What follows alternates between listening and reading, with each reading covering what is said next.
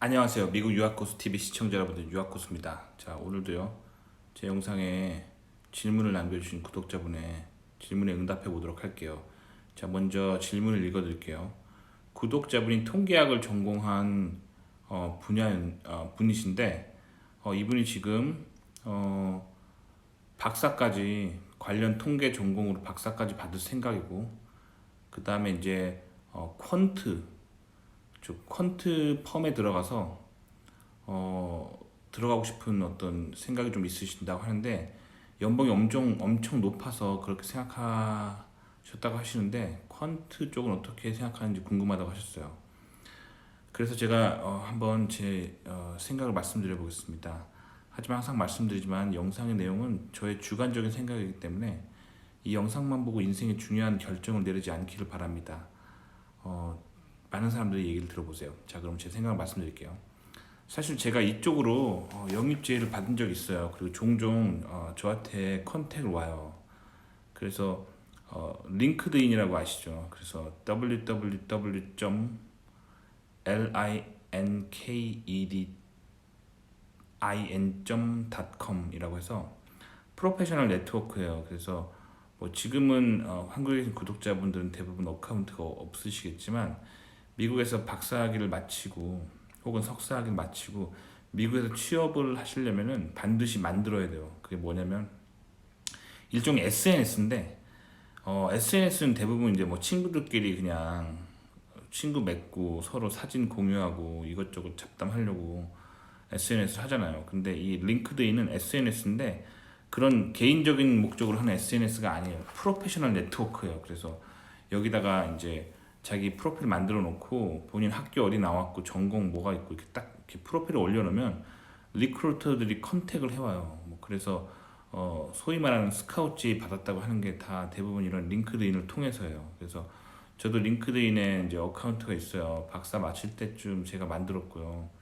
취업하려고 이제 만든 거예요. 근데 링크드인을 통해서 종종 저한테 이제 주로 이제 뉴욕 맨하탄에 월스트리트에 그런 헤지 펀드 회사들이 있어요. 그래서 이런 회사들에서 저한테 종종 컨택을 해와요. 그래서 자기네들 뭐 돈 많이 줄 테니까 한번 같이 일해보지 않겠냐 그런 제의를 해와요. 그래서 사실 인터뷰 요청을 몇 번 받았었어요. 그런데 인터뷰를 거절했어요. 일단 거절을 했는데, 일단 제가 처음에 이제 관심을 가졌던 거는 일단 이런 회사들이 돈을 되게 많이 줘요. 그래서 공학 박사를 마치면 보통 좀 잘 나가는 미국 대기업에 들어가잖아요. 전공 쪽으로.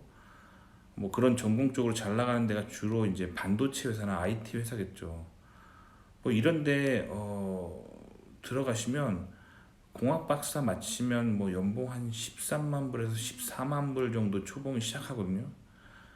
근데 이런 월스트리트에 있는 이런 펀드 회사, 헤지 펀드 회사 같은데 데이터 분석하는 데서 뜬금없이, 저는 이런 데서 뭐 이제 경영학과나 뭐 경제학과 나온 사람들을 선호할 거라고 생각했는데, 공대 공대에서 시뮬레이션이나 수치 해석 아니면 뭔가 수학 쪽으로 뭔가 분석하는 거, 뭐 통계 뭐 이런 거 하는 사람들을 영입을 해요.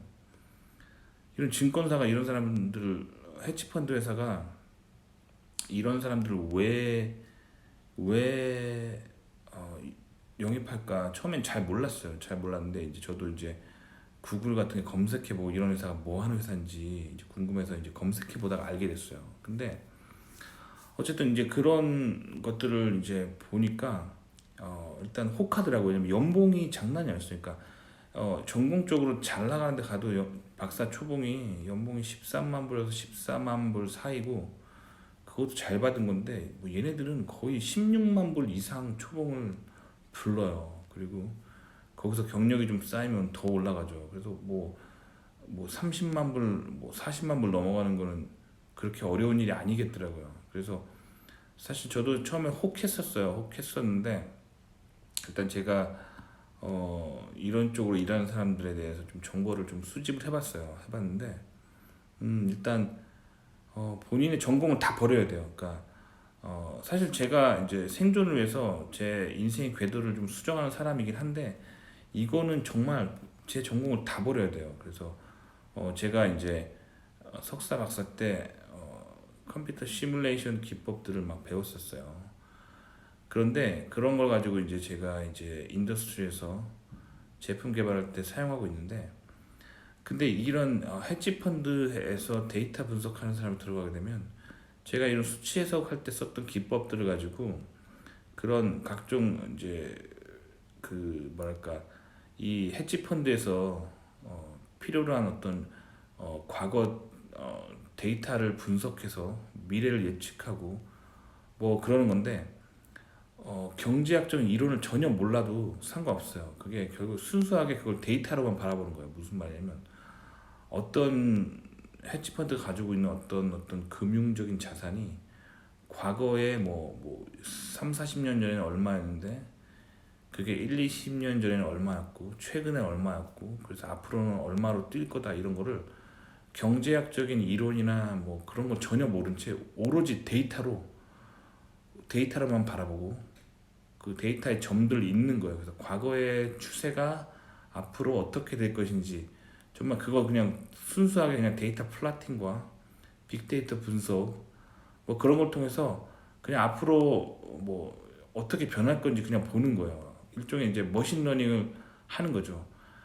그래서 기존에 제가 가지고 있던 전공을 다 버리고 오로지 어떤 그냥 데이터 분석하는 어떤 기법만 사용해서 그런 헤지펀드들이 다루는 각종 금융 자산들의 변화를 예측하는 거예요. 근데 사실 예측이라고 하는 게 어떤 경제학적인 이론을 가지고 하는 게 아니라 그냥 정말 순수하게 그냥 뭐 예를 들면 과거에 데이터가 여기 있었고 현재 데이터가 여기 있고 그리고 그 중간에 뭐 데이터가 한 요쯤에 있었다면 그걸 그냥 한 선으로 잇는 거예요. 이어가지고 미래에는 어느 정도의 가치가 있을 건지 정말 그냥 데이터 분석 기법을 사용해서 예측하는 거죠. 뭐 그런 데였는데 하여튼 제 전공을 다 버리고 오로지 돈을 벌기 위해서 제가 이제 석박사 때 배운 수치 해석 기법들을 동원해서 오로지 어떤 데이터를 분석하고 머신러닝을 해내고 그래서 어떤 코드를 짜내고 뭐 그런 데다가 이제 앞으로 남은 인생을 바치는 거죠. 그래서 사실 그거에 대해서 좀 약간 저는 회의감이 들었어요. 사실 돈을 되게 좋아하고 좋은 연봉 받기 위해 늘 몸부림을 치는 건데 그건 좀 아니다라는 생각이 들었어요. 왜냐면 오로지 이제 그런 헤지펀드 하는 회사에서 벌기 위해서 내 지식을 오로지 그런 금융자산 분석에만 사용한다 하는 게 너무 제가 이제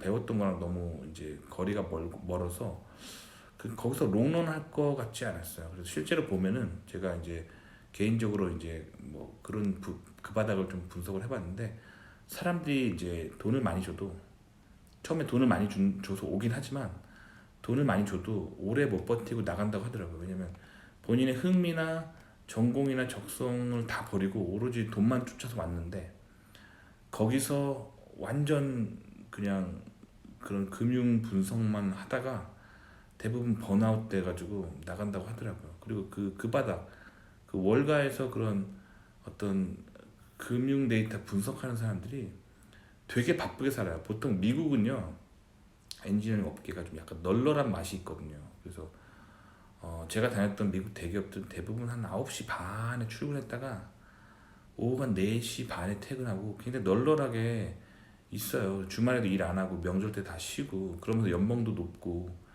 그런데 이런 월가에서 이런 금융 데이터 관리하는 사람 진짜 바빠요. 그래서 이 월스트리트나 뭐 이런 근처에 보면요 그런 베이글 가게나 샌드위치 가게가 되게 많아요. 그게 왜 그러냐면 점심 때도 이 사람들은 그냥 샌드위치 같은 거 사가서 먹으면서 이게 먹으면서 모니터 보면서 계속 뭔가 이제 일을 하는 거예요. 왜냐면 금융이란 게 정말 엄청난 돈이 오가는 상황에서는 1분 1초 단위로 막 그 돈이 막 왔다 갔다 한단 말이에요. 그러니까 그 잠시도 그 돈에 매여서 뭔가 못하고 되게 하여튼 빡빡하게 살아요. 그래서 금방 번아웃 된다 그러더라고요. 번아웃 그러니까 진짜 나가 떨어진다고요. 그래서 사실 저도 그쪽으로 갈 뻔했는데 저는 좀 말았어요. 그것보다도 물론 제가 생존을 위해서 늘 좋은 연봉을 추구하면서 제가 좋아하는 거를 막 이렇게 포기하면서까지 생존을 추구하는 사람인데 그런 저에게조차 그런 쪽에 어떤 금융 데이터 분석하는 일은 정말 극한 직업이더라고요. 저는 극한 직업이라고 생각해요. 그래서 정말 돈이 필요한 사람들이 하는 극한 직업이라고 생각해요. 왜냐면 공대생들이 본인의 어떤 뭐 전자과 출신이면 전자공학에 대한 애정이 있고 기계과 출신이면 기계공학에 애정이 있고 뭐 각각 자기 전공에 애정이 있는데 그걸 정말 다 버리고 오로지 금융 데이터 분석을 위해서 그냥 거기 헤지펀드 같은데 이제 오피스에서 그 슈퍼컴퓨터를 보유하고 있어요. 뭐 그런 걸 돌려가면서 막 데이터 분석하는 거죠. 뭐 그런 것만 하는 거예요. 돈 벌기 위해서. 그래서 오래 롱런 할 것 같지는 않아요. 그래서 저는 이제 가지 않았었어요. 그래서 어 그래서 아마 그쪽으로 한번 좀 알아보세요. 그런 걸 하는 사람들의 삶이 어떤지. 근데 저는 그렇게 매력적이지 않았어요. 그 오로지 매력적인 건 연봉밖에 없더라고요. 근데 그거는 정말 제가 롱런할 자신이 없었어요. 그래서 저는 그거를 접었던 적이 있습니다. 그래서 제 경험을 얘기해 드렸습니다. 어때요? 좀 도움이 되셨나요? 도움이 되셨길 바라고요. 좋아요와 구독 눌러주시고요. 다음 시간에 또 뵐게요. 안녕히 계세요.